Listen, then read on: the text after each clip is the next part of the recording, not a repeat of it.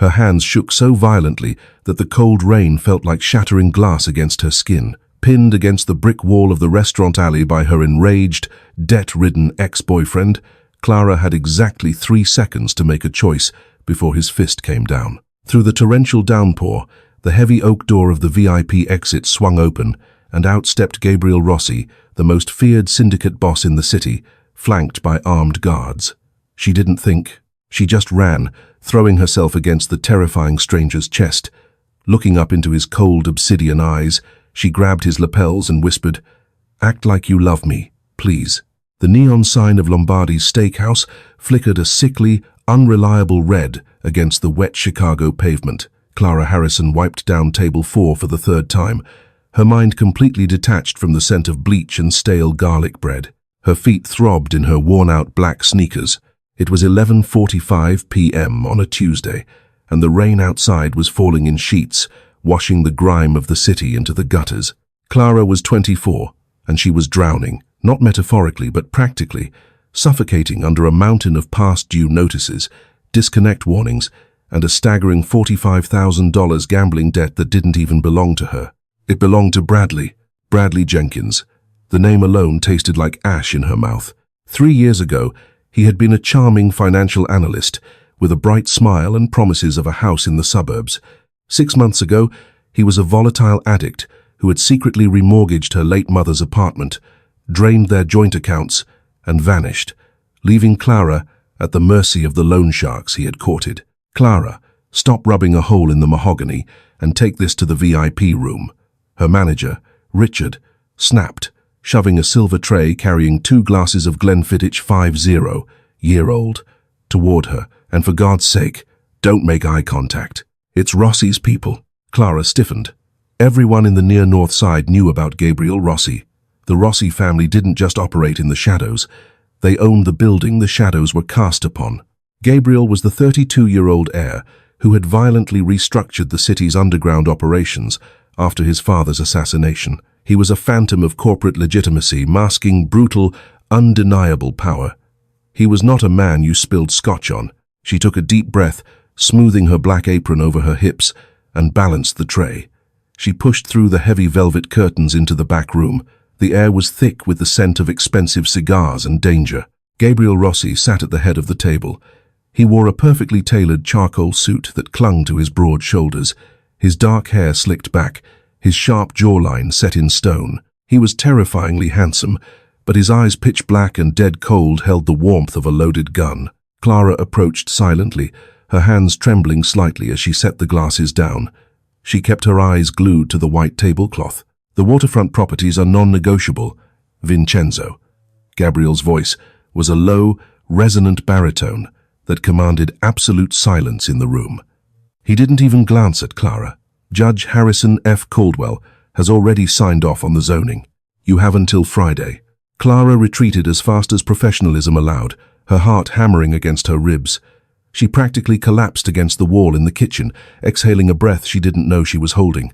Surviving a shift at Lombardi's meant surviving the proximity to predators, but the real predator waiting for her wasn't in the VIP room. At 1 a.m., her shift finally ended. She threw her coat over her shoulders and pushed open the heavy steel door leading to the back alley. The rain was a torrential downpour, obscuring the streetlights. She opened her umbrella, but before she could take 2 steps, a heavy hand clamped down on her shoulder, spinning her around violently. Her umbrella clattered to the wet asphalt. "Hello, Clara." The reek of cheap whiskey and desperation hit her before she even saw his face. Bradley. His clothes were soaked, his eyes bloodshot, and he looked thinner, more feral than the last time she had seen him. "Bradley, let go of me," Clara gasped, trying to wrench her arm free, but his grip was like a steel vice, his fingers digging into her bruised skin. "I need cash, Clara." "Tonight," he slurred, pushing her back until her spine hit the rough, wet brick of the alley wall. "The Moretti crew. They found me. They broke 2 of my ribs on Sunday. If I don't give them 10 grand by tomorrow, they're going to kill me." "I don't have 10 grand. I don't even have $10, Clara cried out, her voice cracking with terror. "You ruined my life. I'm working double shifts just to keep the lights on. Let me go." "Don't lie to me," Bradley roared, spit flying from his lips as he raised a fist.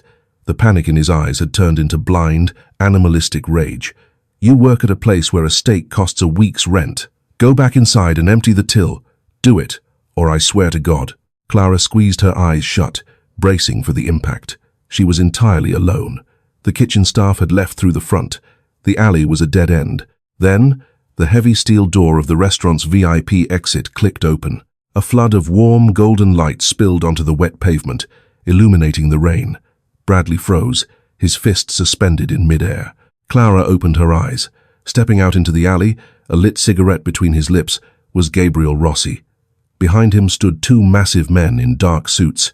Gabriel paused, his dark eyes cutting through the gloom, landing on the pathetic scene before him. A terrified waitress pinned against the wall by a shivering, pathetic addict. Gabriel didn't care. It wasn't his business. He took a slow drag of his cigarette and began to walk toward his waiting armored SUV at the end of the alley. Bradley's grip on Clara loosened slightly in his sheer panic at the sight of the Rossi boss, his eyes darting toward the street. "Don't make a sound," Bradley hissed in Clara's ear, "or I'll end you right here." It was the threat that snapped something deep inside Clara, the sheer exhaustion of being a victim, the terror of dying in a filthy alley over a debt she didn't owe. As Gabriel Rossi passed within 4 feet of them, the rain hissing against his expensive umbrella held by his guard, Clara made the most reckless, insane decision of her entire life. She shoved Bradley with all the strength she possessed. The surprise sent him stumbling backward. Clara lunged forward, throwing herself directly into Gabriel Rossi's path. His guards instantly reached into their jackets, weapons drawn in a fraction of a second. But Gabriel raised a single, gloved hand, halting them. Clara crashed into Gabriel's chest. He felt like a wall of solid granite. Her wet hands grabbed the lapels of his custom Tom Ford suit. She looked up into his cold, merciless eyes, her heart beating so fast she thought she might die on the spot. "Act like you love me, please," she whispered, her voice trembling, tears mixing with the rain on her cheeks. "Just for a minute, please." For a second that stretched into an eternity, time stopped in the alleyway. Gabriel looked down at the soaked, shivering woman clinging to him. He recognized her, the waitress from the VIP room, the one who had served the 50-year-old Scotch without making a sound. Her knuckles were white from gripping his suit, her wide, terrified blue eyes pleading silently. He looked past her, over her shoulder, to the man standing in the rain. Gabriel recognized Bradley Jenkins instantly. The underground in Chicago was his sandbox. He knew every bug that crawled through it. Jenkins was a degenerate gambler into the Moretti family for a high 5-figure sum, a pathetic, desperate coward. Gabriel looked back down at Clara. Most people couldn't even meet his gaze without flinching. This woman had just thrown herself into his arms to escape a rabid dog. It was reckless. It was stupid. It was deeply intriguing. A slow, terrifyingly calm smirk touched the corner of Gabriel's lips. He raised his arms, wrapping them securely around Clara's waist, pulling her flush against him. The sudden heat radiating from his body was a sharp contrast to the freezing rain. "Darling," Gabriel said, his voice carrying clearly over the sound of the downpour. It was dripping with a lethal, manufactured warmth. "I told you to wait for me in the car. It's pouring." Clara gasped, burying her face into his shoulder, pretending to seek shelter, but entirely paralyzed by the sheer power of the man holding her. Bradley Jenkins stood frozen, his jaw dropping. The alcohol and rage instantly evaporated from his system, replaced by sheer, unadulterated terror. He was looking at Gabriel Rossi, and Gabriel Rossi was holding his ex-girlfriend like she was his most prized possession. Gabriel slowly lifted his gaze from Clara's hair, his eyes locking onto Bradley. The smirk vanished. The temperature in the alley seemed to plummet by 10 degrees. "Is there a problem here?" Gabriel asked, his tone deadly soft. "No," Bradley stammered, taking a panicked step backward, his hands raised defensively. "No problem, Mr. Rossi. I didn't know. I swear to God, I didn't know she was with you. I was just asking for directions." "She isn't a map," Gabriel replied, his voice a low growl that vibrated against Clara's chest. "And you are standing in my air. Disappear, Jenkins, before I decide to collect the Moretti debt myself and sell your organs to cover the balance." Bradley didn't need to be told twice. He turned and sprinted down the alley, his shoes slipping on the wet pavement, disappearing into the dark city streets without looking back. Clara let out a shuddering sob of relief, her legs giving out. She would have collapsed onto the asphalt if Gabriel hadn't kept his iron grip on her waist. "He's gone," Gabriel said, his voice returning to its normal, flat cadence. He effortlessly unpeeled her hands from his lapels and took a step back. "You can drop the act." Clara stumbled, catching her balance. I don't know how to thank you," she stammered, wiping the rain and mascara from her eyes. "He was going to hurt me. I'm so sorry I ruined your suit. I'll pay for the dry cleaning." Gabriel let out a dry, humorless laugh. He looked her up and down, the cheap, soaked uniform, the worn-out shoes. "You owe $50,000 to the Moretti family because of that parasite, Miss Harrison. I don't think you can afford my dry cleaning." Clara froze, her blood running cold. "How do you know my name? How do you know about the debt?" "I know everything that happens in my city," Gabriel stated matter-of-factly. He signaled to one of his guards, a mountain of a man named Luca, who stepped forward and held an umbrella over them. Gabriel pulled out a silver case, lighting a fresh cigarette. "You made a very bold move tonight, Clara. Most people would rather take a beating than touch me." "I was desperate," she whispered, wrapping her arms around herself to ward off the chill. "Thank you, truly. I'll get out of your way." She turned to leave, anxious to put as much distance between herself and the Mafia boss as possible. She had traded a rabid dog for a wolf, and she knew better than to linger. "I didn't dismiss you." Gabriel's voice cracked through the air like a whip. Clara stopped dead in her tracks, slowly turning back around. "You asked me for a favor," Gabriel said, taking a slow step toward her. The predator was circling. "In my world, favors are not free. They are currency. You used my name, my reputation, and my protection tonight to save your own life. You are now indebted to me." "Indebted?" Clara's voice spiked with panic. "Please, I have nothing. You know I have nothing. What could you possibly want from me?" "You're going to continue the act," Gabriel said, his eyes scanning her face calculatingly. "My grandfather, Don Silas Rossi, is turning 80 this weekend. He is highly traditional. He is convinced I am too ruthless, too disconnected from family values to inherit the full seat at the head of the commission. He wants to see me settled, married, or at the very least, devoted to someone." Clara stared at him, bewildered. "You want me to pretend to be your girlfriend?" "My fiancé," Gabriel corrected smoothly. "For the next 3 months, you will attend family dinners, public galas, and syndicate gatherings by my side. You will smile. You will act completely, utterly, in love with me. In exchange, I will wipe out the Moretti debt tomorrow morning, and I will pay you $100,000 when the contract concludes." Clara's mind reeled. $100,000, the end of the crippling debt, the end of the loan sharks calling her phone at 3 a.m. It was salvation, but at what cost? She would be stepping directly into the crosshairs of the city's most dangerous crime family. "Why me?" she asked, her voice barely a whisper. "You could hire an actress, a model. An actress would be recognized. A model would ask too many questions," Gabriel replied, stepping closer until he was mere inches from her. He reached out, his thumb gently but firmly tilting her chin up so she had to look into his dark eyes. "You are desperate. You are a nobody. And more importantly, you just proved you can lie flawlessly when a gun is to your head. I need someone who understands survival." He let go of her chin and pulled a sleek black card from his inner pocket, slipping it into the front pocket of her apron. "A car will pick you up tomorrow at 10 a.m. Pack a bag. You won't be returning to your apartment for a while." "Wait, I didn't say yes," Clara protested. Gabriel paused, glancing over his shoulder with a chillingly serene expression. "You owe the Moretti family by noon tomorrow, Clara. Let's see if your ex-boyfriend keeps his mouth shut about who saved you tonight. If he talks, the Morettis will come looking for you just to get to me. You don't have a choice." He slid into the back of his SUV, the heavy door slamming shut with a sense of finality. The car pulled away, leaving Clara standing alone in the rain, the black business card feeling like a lead weight against her chest. The sunlight streaming through the floor-to-ceiling windows of Gabriel's penthouse in the Gold Coast district was blinding. Clara stood in the center of the massive living room, clutching her cheap duffel bag to her chest like a shield.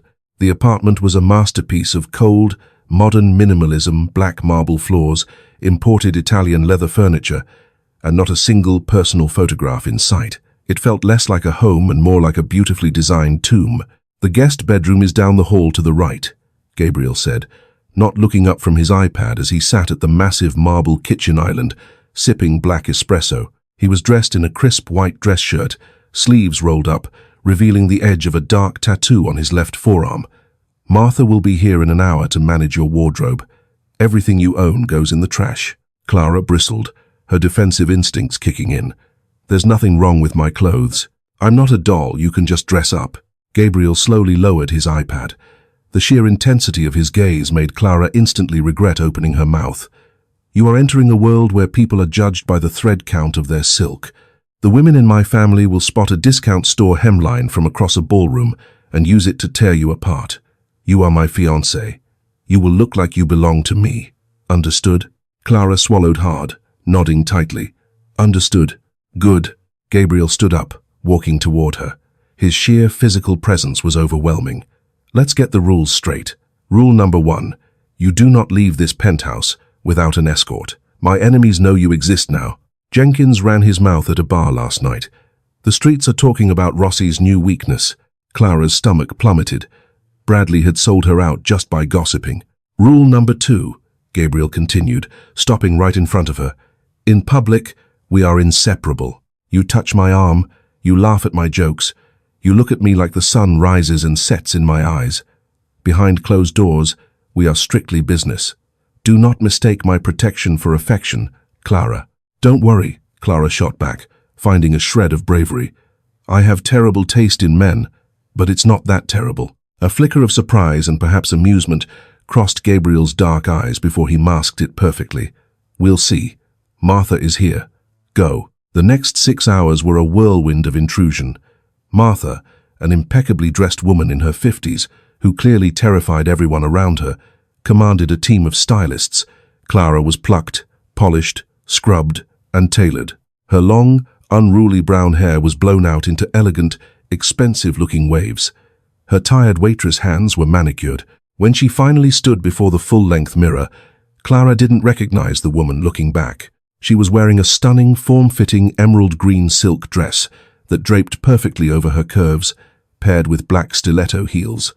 Around her neck rested a delicate, teardrop diamond pendant. She looked powerful, untouchable. "Mr. Rossi is waiting," Martha said, offering a rare, approving nod. Clara walked out into the living room. Gabriel was pouring a drink at the bar. He turned around, the crystal tumbler halfway to his lips. He froze. For a brief, unguarded moment, the cold, calculating Mafia boss vanished.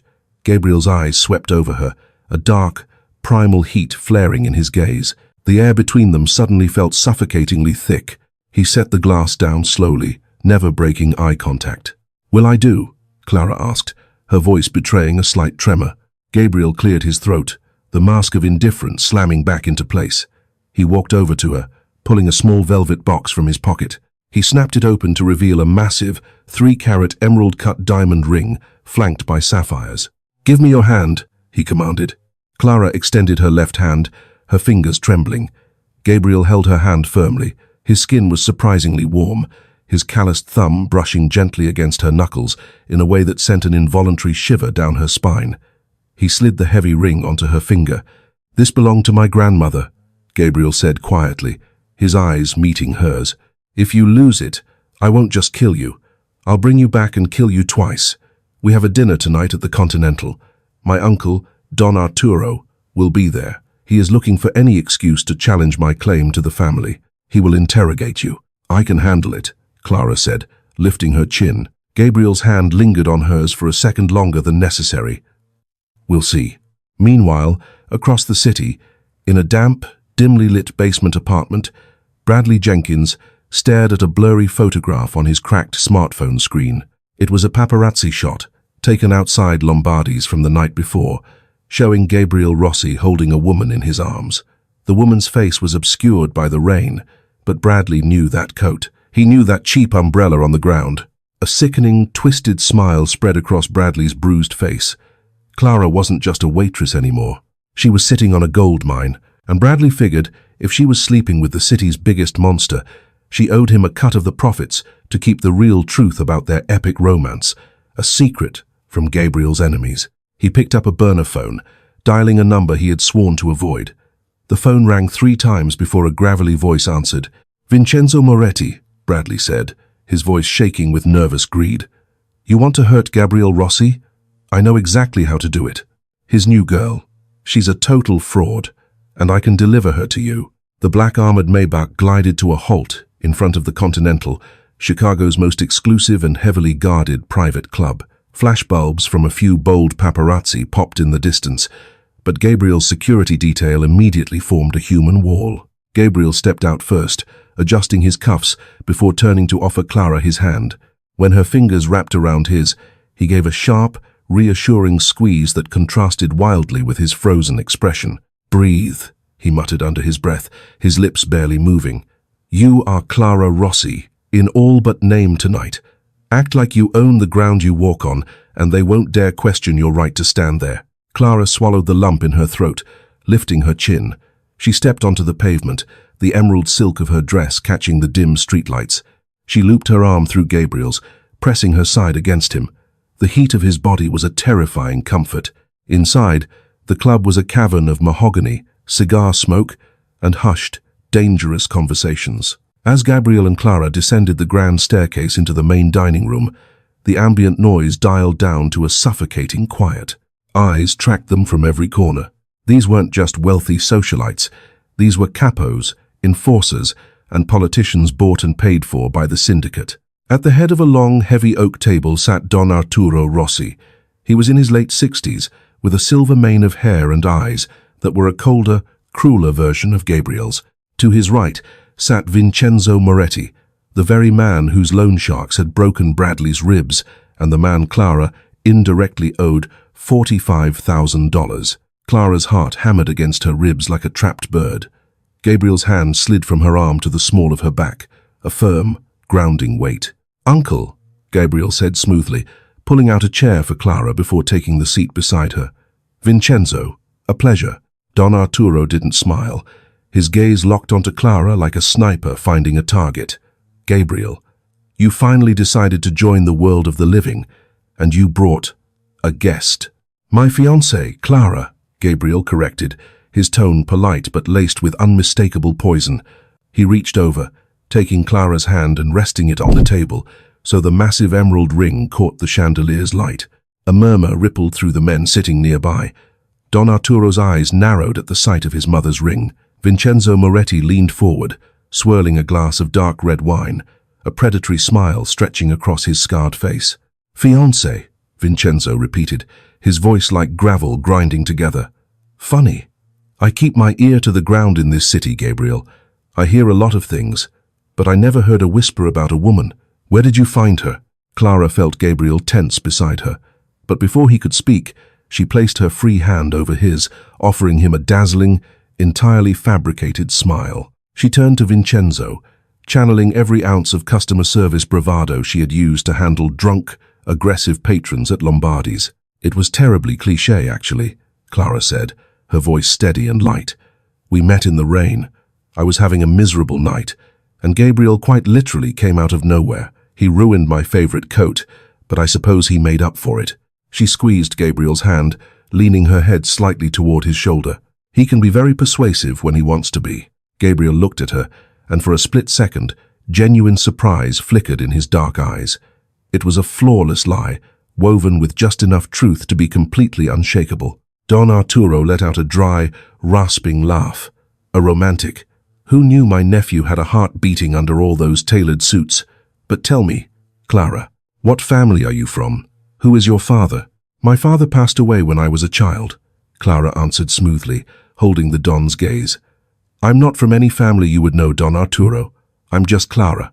"A nobody," Vincenzo chimed in, taking a slow sip of his wine. "How? Refreshing, but dangerous. The streets are rough for people without a name. Debts pile up. Desperate people do desperate things." Clara's blood ran cold. He knows. The way Vincenzo said debts wasn't casual. It was a targeted strike. Bradley must have talked to him. Gabriel's demeanor instantly changed. The faint aura of civility evaporated. He leaned forward, resting his forearms on the table, his eyes locking onto Vincenzo with a terrifying, vacant intensity. "Clara has my name now, Vincenzo," Gabriel said, his voice dropping an octave. The entire table seemed to hold its breath. "Which means her past, her present, and her future belong to me. If anyone has an issue with her, they have an issue with the Rossi family. And you know how I handle issues." Vincenzo's smile faltered, the glass stopping halfway to his mouth. For a long, agonizing moment, the two bosses stared each other down, the air thick with the promise of violence. Finally, Don Arturo raised a hand. "Enough. We are here to eat, not to spill blood on the carpet. Let us toast to my nephew and his lovely bride-to-be." The dinner proceeded, but the food tasted like ash in Clara's mouth.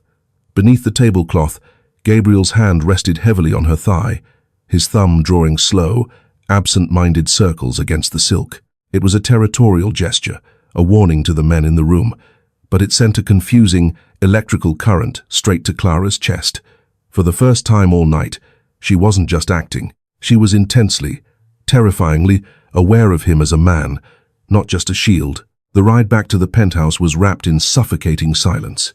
The rain had started again, smearing the neon lights of the city across the tinted windows of the Maybach.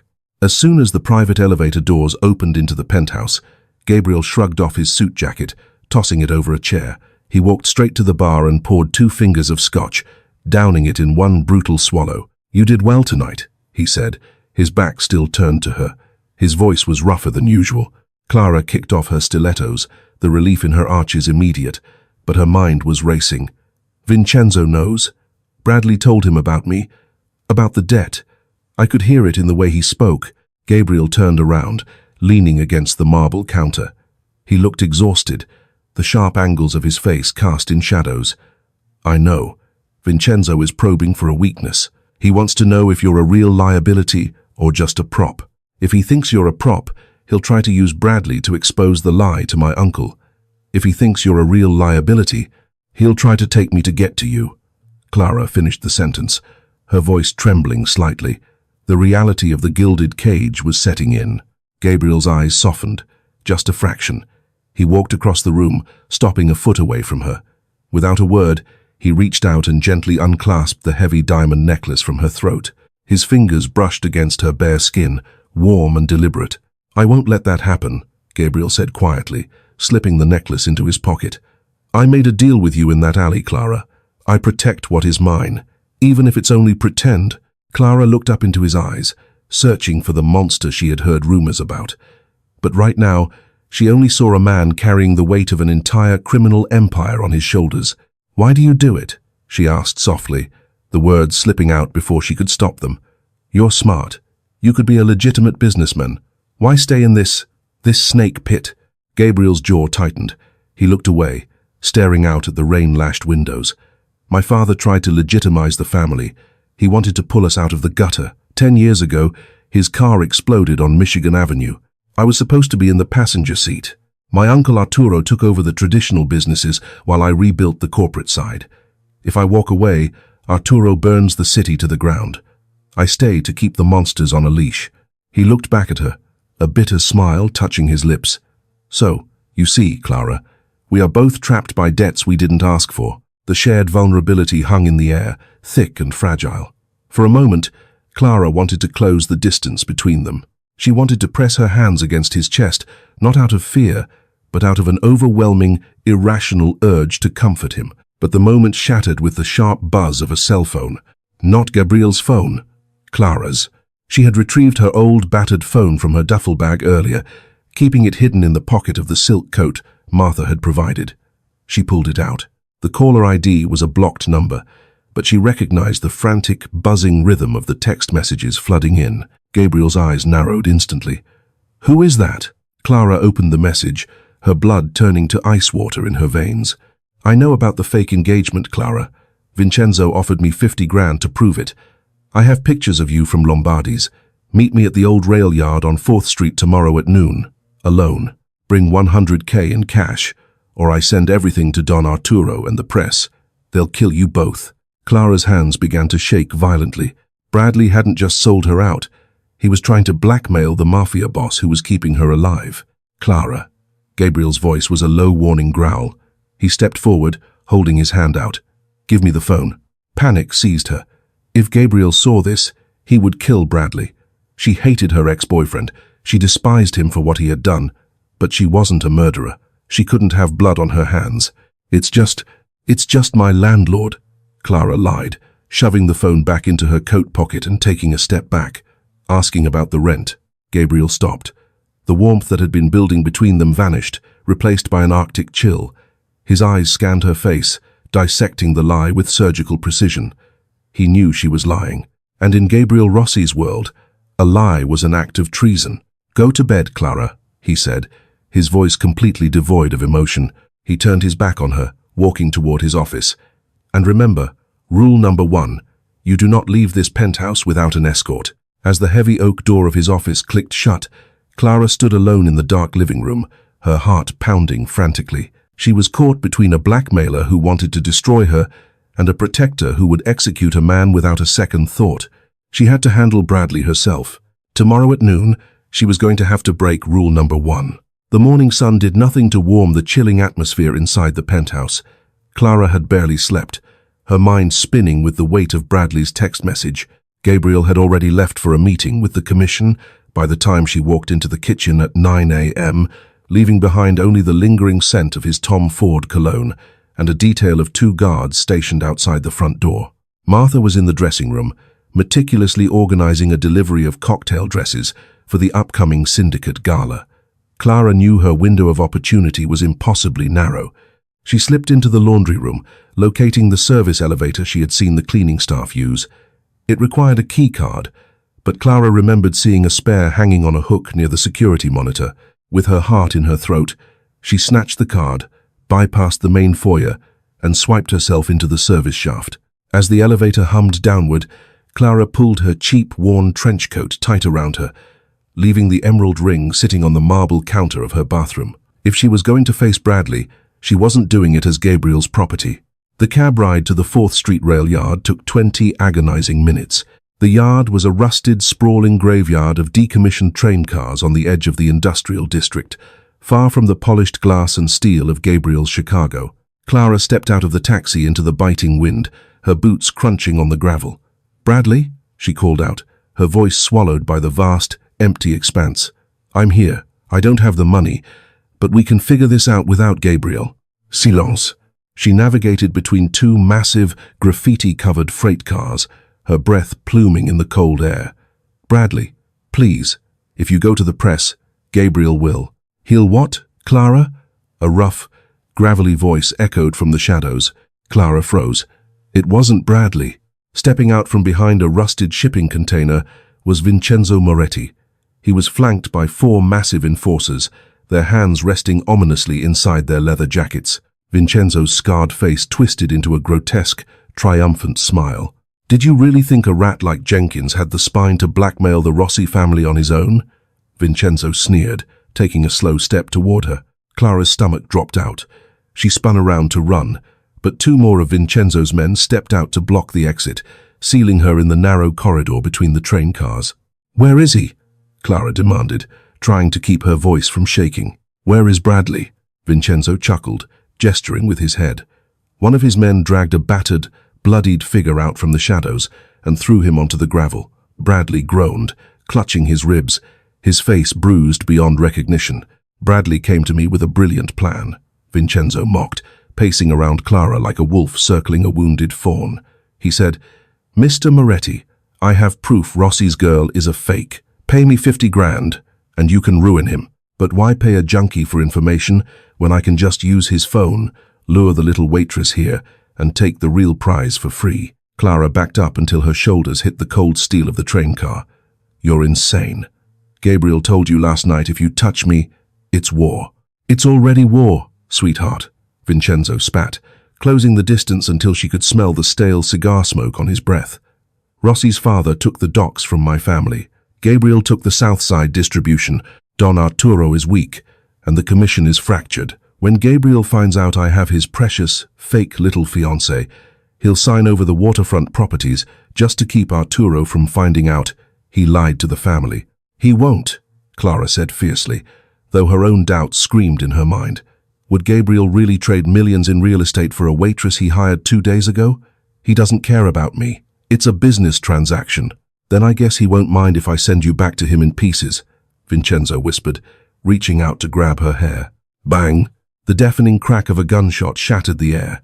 The bullet ripped through the shoulder of the enforcer standing closest to Vincenzo, spinning the massive man around before he collapsed into the dirt.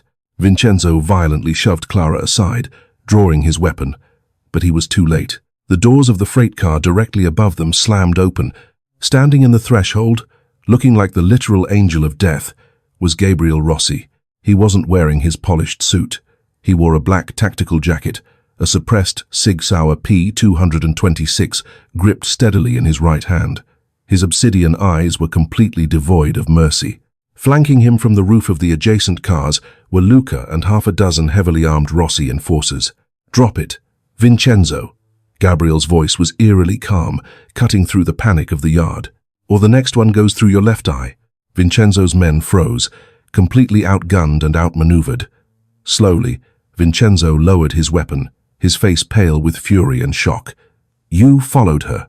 You think I'd let the woman wearing my grandmother's ring walk out of my house without a tracker in the heel of her boot?"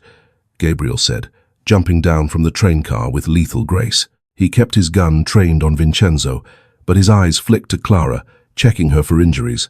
The sheer, terrifying anger radiating from him made the air feel heavy. "It's a setup, Gabriel," Vincenzo shouted, trying to salvage his leverage. "She's a fraud. Ask the junkie. They plotted this together to clear his debt." Gabriel didn't even look at Bradley, who was sobbing into the gravel. He walked straight up to Vincenzo, pressing the barrel of the cig directly against Vincenzo's forehead. "Clara is my fiancée," Gabriel said softly, a dark promise of violence in every syllable.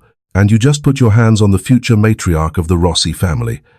I don't need the commission's permission to kill a dead man." "Gabriel, no!" Clara screamed, scrambling up from the dirt. She grabbed Gabriel's arm. "Please, don't do it. Not for me." Gabriel's finger hovered over the trigger. He looked down at Clara's desperate, pleading face. For 3 years, he had operated without a heart, executing threats with brutal efficiency, but feeling Clara's small, trembling hands on his arm, begging him to retain his humanity, something fractured inside the Mafia boss. Slowly, agonizingly, Gabriel lowered the gun. He signaled to Luca, "Take Vincenzo to the warehouse on Kinsey Street. Keep him breathing. The commission will want to hear how he tried to kidnap my wife before I take his territory." As Luca and the men dragged a screaming, cursing Vincenzo away, Gabriel finally turned his attention to Bradley. The pathetic man tried to crawl backward. "Mr. Rossi, please." "I swear," Bradley begged. "You are going to get on a bus out of Chicago," Gabriel said, his voice entirely dead. "If you ever return, if you ever breathe Clara's name again, there isn't a hole deep enough for you to hide in. Run." Bradley scrambled to his feet and ran, disappearing into the maze of trains. Suddenly, Clara and Gabriel were entirely alone in the yard. The silence was deafening. Clara hugged her arms, shivering uncontrollably from the cold and the adrenaline. Gabriel holstered his weapon. He took off his jacket and wrapped it around her shoulders. The heat of him lingered in the fabric. He didn't say a word. He just placed a heavy hand on her back and guided her toward the black SUV waiting at the edge of the yard. The ride home was going to be an execution. The moment the doors of the penthouse closed behind them, the storm broke. "What were you thinking?" Gabriel roared, the sound echoing off the marble walls. The cold, calculated boss was gone, replaced by a man coming apart at the seams. He paced across the living room, running a hand through his dark hair. "You walked out of a secure building, completely unprotected, to meet a blackmailer? Do you have a death wish, Clara?" "I was trying to protect you," Clara yelled back, tears of frustration hot on her face. She refused to back down. "Bradley was going to tell Don Arturo. He was going to expose the lie. And you told me yourself that your uncle would burn the city down. I didn't want you to lose everything because you decided to help a stupid waitress in an alley." Gabriel stopped pacing. He stared at her, his chest heaving. "Protect me? You think I need protection from the likes of Jenkins? I control the police, the judges, and half the underworld in this city. The only thing I needed to protect was you." "Why?" Clara cried out, her voice breaking. "Why do you care? I'm just a prop. I'm a fake fiancé you hired to get your grandfather off your back. If Vincenzo killed me, your problem would be solved. In 3 long strides, Gabriel crossed the room. He didn't stop until he was flush against her, towering over her, his dark eyes blazing with an intensity that stole the breath straight from her lungs. "Don't you ever say that," he growled, his voice vibrating with raw, unfiltered emotion. He reached out, his large hands framing her face, his thumbs wiping away the tears tracking down her cheeks. "Don't you ever diminish what you are to me." Clara's heart hammered a frantic rhythm against her ribs. "Gabriel, it's a contract. To hell with the contract," Gabriel whispered, leaning in until his forehead rested against hers. "I knew who you were the moment you walked into that VIP room at Lombardi's. I watched you for weeks. When you threw yourself into my arms in that alley, I didn't save you because it was convenient, Clara. I saved you because I finally had an excuse to make you mine." Clara gasped, her wide blue eyes staring up into his. The confession completely shattered the fragile walls she had built around herself. He hadn't chosen her randomly. He had chosen her deliberately. "I live in a world of monsters, Clara," Gabriel continued, his voice rough, stripped of all its armor. "Everyone wants something from me. Blood, money, power. But you stood in front of a loaded gun today and begged me not to pull the trigger. You tried to protect a man who uses fear as a currency. You are the only real thing in my life." "Gabriel," Clara breathed out, her hands slowly coming up to rest against his chest, feeling the frantic, entirely human beating of his heart beneath his shirt. "I don't want you to act like you love me, Clara," he murmured, his gaze dropping to her lips. The air between them practically hummed with electricity. "I want you to love me, because God help me. I am completely terrified of how much I love you." He didn't wait for an answer. Gabriel's lips crashed down onto hers, fierce and desperate.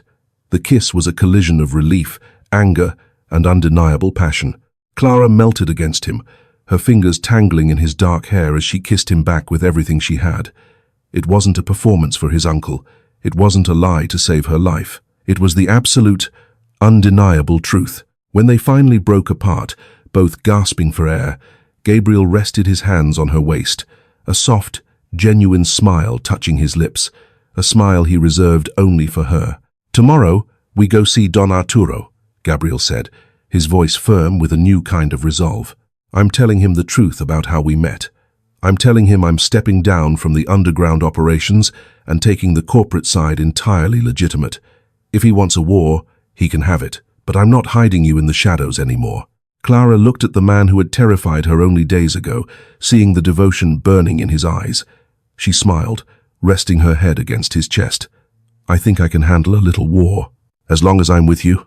They had started with a desperate lie in a rain-soaked alley, but as Gabriel held her in the quiet sanctuary of the penthouse, Clara knew she would never have to ask him to act like he loved her ever again. He was the Mafia boss who had bought her debts, but she was the waitress who had stolen his heart, and she wasn't giving it back. Wow, what a roller coaster. From a terrifying encounter in a dark Chicago alley to a high-stakes Mafia standoff, Clara and Gabriel's story proves that sometimes the most dangerous lies can turn into the most passionate truths. If you felt your heart racing during that intense confrontation at the 4th Street rail yard, or if you swooned when Gabriel finally dropped his cold Mafia boss facade to confess his true feelings, you are not alone. Did you enjoy this thrilling dive into the dark and romantic world of the Rossi family? Then please, hit that like button. Share this story with your friends who absolutely love a toxic ex getting what he deserves, and subscribe to the channel for more intense, dramatic, and unforgettable romance stories. Let me know in the comments below. Would you have trusted Gabriel Rossi in that alley? See you in the next video.